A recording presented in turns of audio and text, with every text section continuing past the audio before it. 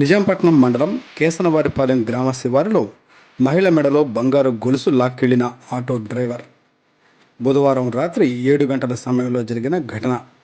నగరం నుంచి కూచినపూడి వెళ్లేందుకు నగరంలో ఆటో ఎక్కిన మహిళ కేసనవారిపాలెం గ్రామ శివారులో ఆటో ఆపి మహిళను దించి బంగారు గొలుసు లాక్కెళ్లిన ఆటో డ్రైవర్. బంగారం విలువ సుమారు 2 లక్షలు. పోలీసులకు ఫిర్యాదు చేసిన బాధితురాలు